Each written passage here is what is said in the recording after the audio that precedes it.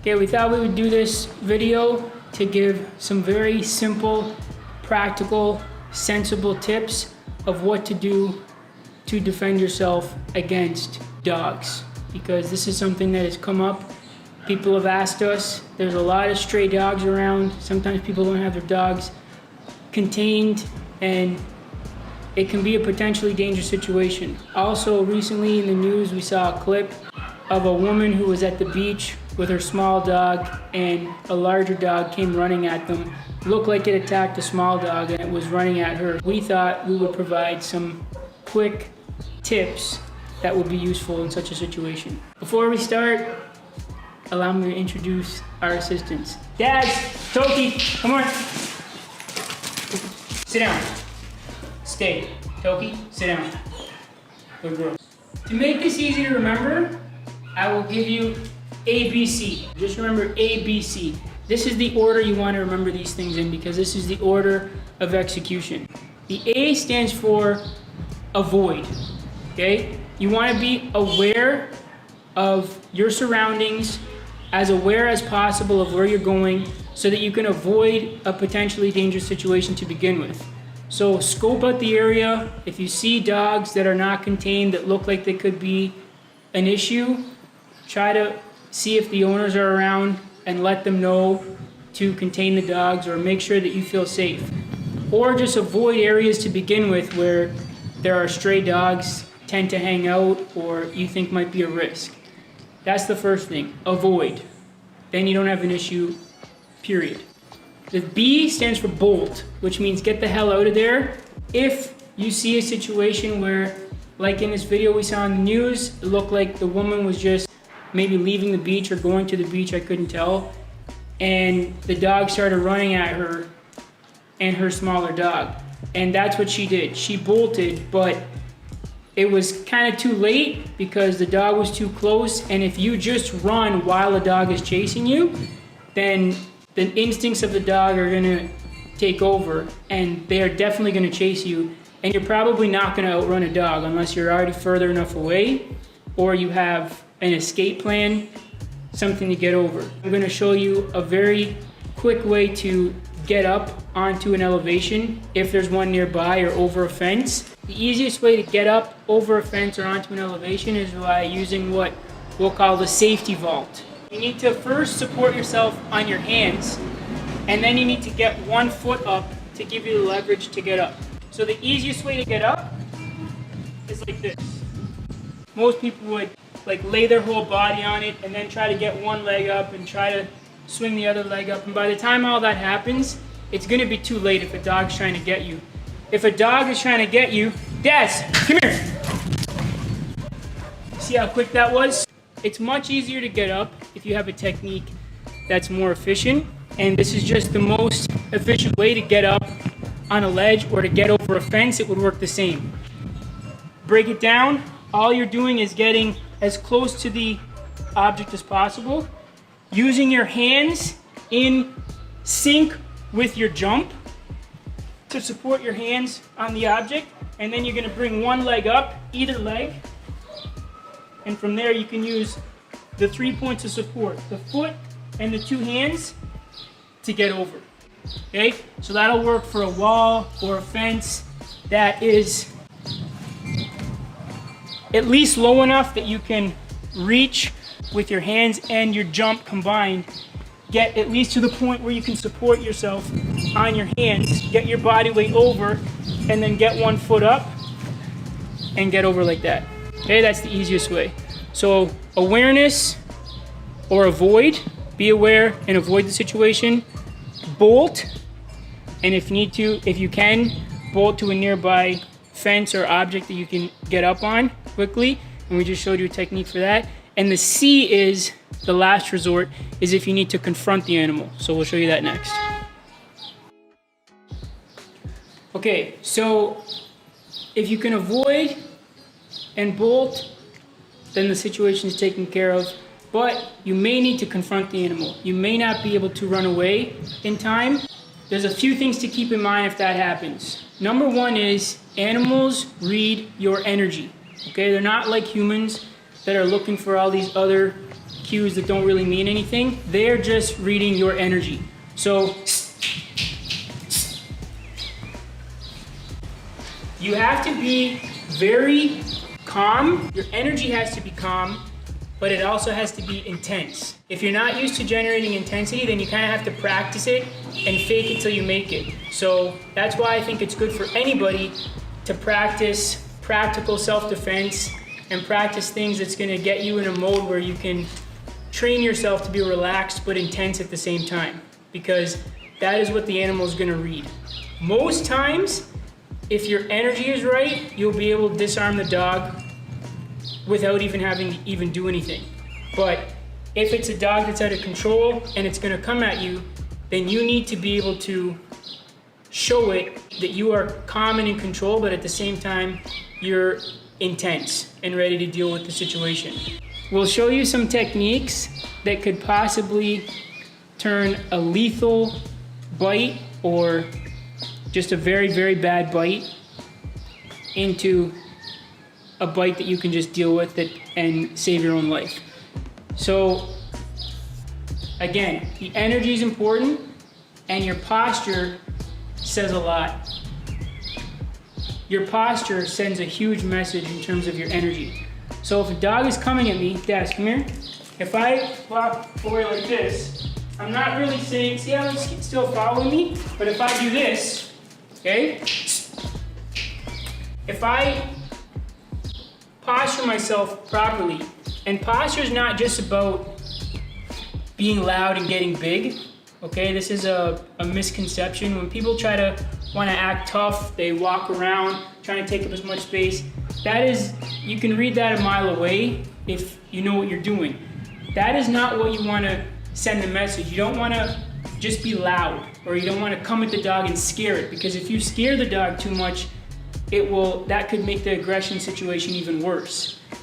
What you want to do is show a calm assertiveness and like a focused energy, and your posture should be protecting your center line. You don't want to be facing the dog squarely, and you don't want to be open.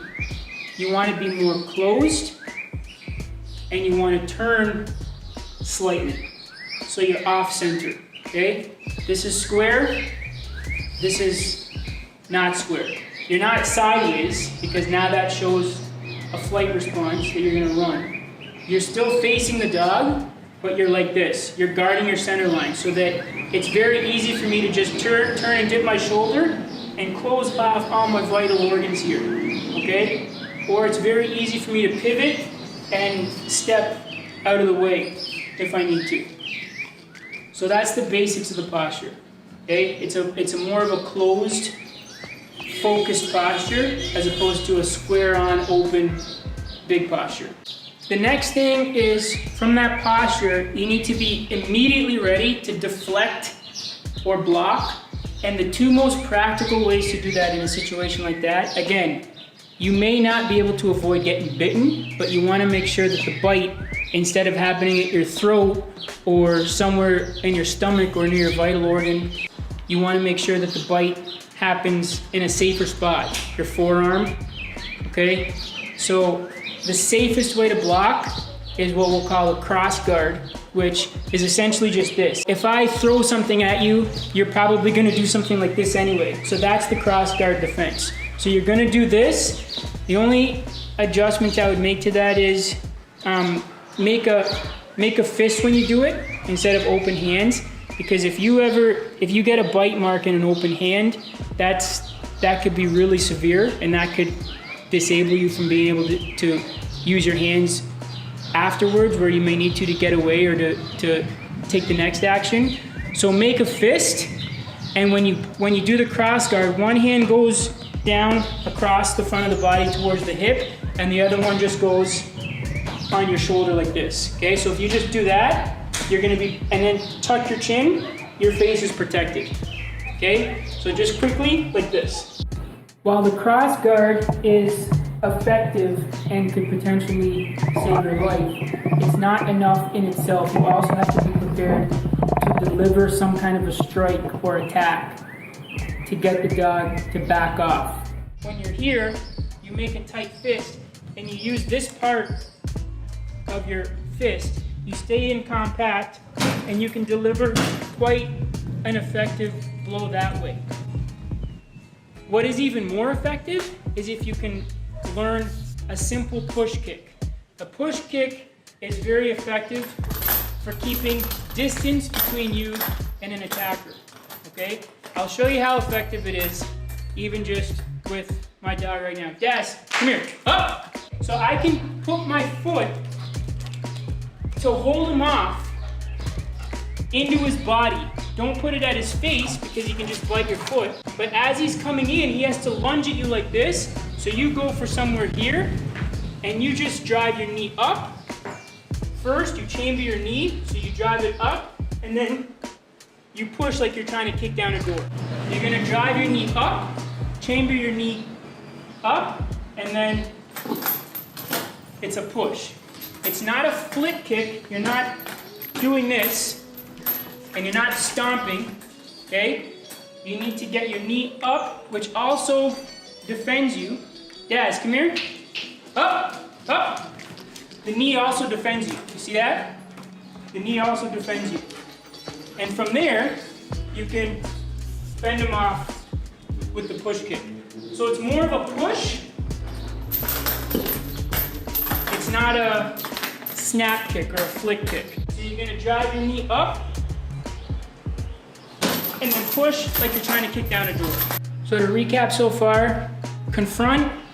First thing is your posture and your energy. You face the dog. You don't want to turn your back. So you face, you send your energy directly at the dog. You stay relaxed but intense. You make sure your posture is not open. You protect your center line, but again, you still face the dog. You have the cross guard and the push kick, a very effective defense. So you're protecting your face, you're protecting your neck, tucking your chin, you can still see, and if the dog lunges at you, you have this, you have your knee to drive up when you chamber it. Even just the knee is sufficient to hold him off, okay? But from there, you can also do the push kick.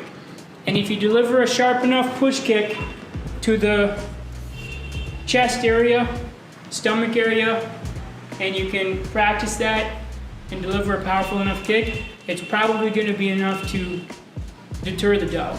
Next is parrying. So the dog may be lunging at you, you do that. If it keeps coming at you, you may need to be able to keep parrying, or what I mean by parrying is deflecting the dog away, and I would recommend you do that with a closed fist like this, but for the purpose of demonstration, because I don't want to injure my assistant, I'm just going to do it with an open palm, okay? Good boy, come here, up, up, up, good boy, up.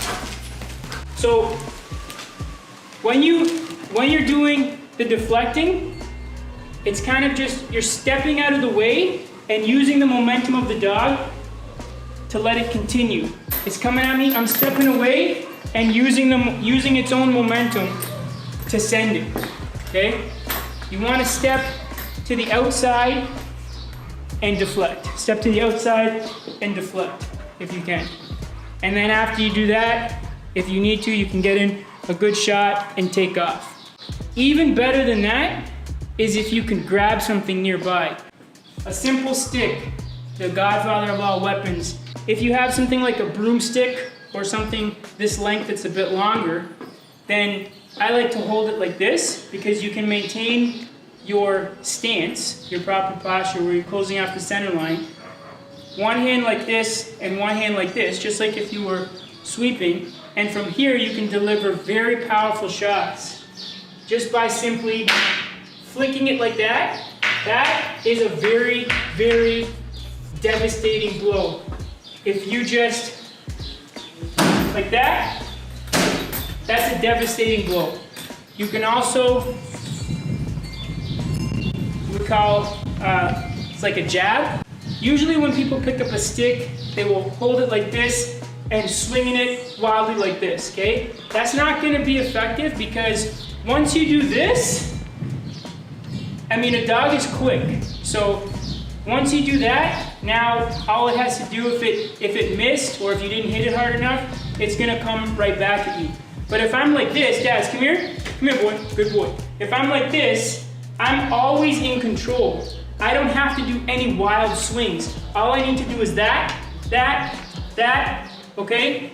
I can come around, and very little subtle movements can deliver enough power to keep somebody off or keep a dog off. So to sum up, how do you defend yourself against crazy dogs that are attacking you? ABC. Avoid is the first thing. Have awareness, scope out the situation. Try not to put yourself in a situation where you're gonna be at risk. Failing that, if you spot the situation a little bit late, but still early enough to bolt, then the B stands for bolt. Get the hell out of there and try to find an elevation where you can use the safety vault and either get over a fence or get up onto a ledge where the dog is not likely to be able to reach you. And the last but not least is confront. If you need to confront the dog, then you need to be very aware of your energy and your posture, because even if you're defending yourself using the cross guard block that we talked about, this sends a very different message than this. So you need to be still confronting, but defending at the same time. So you're blocking, but at the same time you're also attacking if you need to. Grab something if you can, keep it in close, and use sharp but powerful strikes with fierce intention behind them, and do what you need to do to defend yourself. Thanks for watching. I hope that's helpful. If you have any questions, you can comment below. Daz, come here, boy. Sit. Yogi, come here. Good girl. Sit. Good girl. No dogs were harmed in the making of this video. Good boy. Good boy.